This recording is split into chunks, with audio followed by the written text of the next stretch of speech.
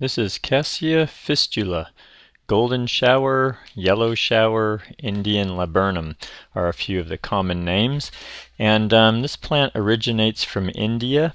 And I don't cover a lot of plants like this because it's a bit limited for a lot of people in terms of where you can use this. So it really does not handle cold well. The plant that you're looking at is in Santa Barbara, California. And in researching this, well, I was struck by how beautiful a tree it was when I saw it in Santa Barbara. So as I researched it, found out that it was from India and that it really thrives in places that have a lot of heat and humidity ideally.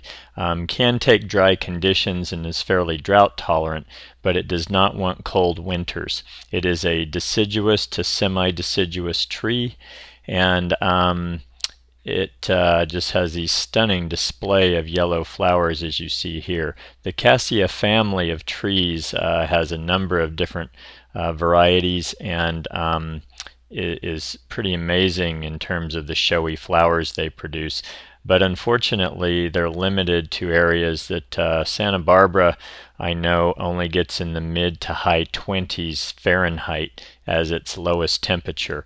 And so as far as I know, that's probably the lower limit of what this tree wants to handle in terms of temperature. But in terms of design, the tree gets 30 to 35, 40 feet in terms of height and width, and has those beautiful leaves that you'll see here in a minute, and also the big display of flowers. Now the flower display, one of the nice things about it is it lasts a long time. It runs spring through summer, so you get a very prolonged display with the flowers.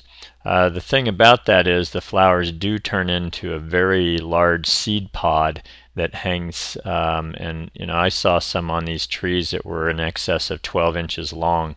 So that's one of the things that comes along with the amazing flower is when the plant is deciduous during the winter, you're looking at the frame of the tree with the elongated pods. But I wouldn't say it was unsightly. Some plants that have so many, and they're so messy that it's a huge downside.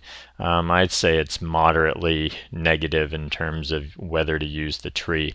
And you see this one here is used with a ground cover area below it, and I think that's ideal for me when I've got anything that has a seed or a messy flower that sheds. I really like to have a ground cover area under it with some form of durable ground cover so that as it's being maintained and it's dropping its mess, it's not really impacting the design in a negative way. And that would be my recommendation for a tree like this. That said, I have seen these as a street tree in Santa Barbara, and I haven't been around enough to know what kind of mess that causes, but it's something to consider when you're deciding whether to use this or not. So I can't tell you as much about this as I would like to, but I think it's a beautiful tree to have on your radar in terms of if you live in the right area and can handle this. I know the cassias are used in Hawaii quite a bit, apparently, and again India where they originated from. I'm presuming the hotter parts of India. So can take a lot of heat.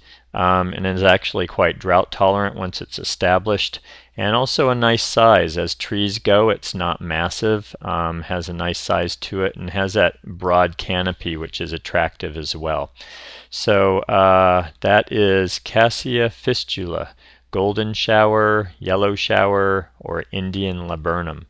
Really beautiful showy tree for a long period during the warmer months of the year, and one to consider if you're in the right spot for it.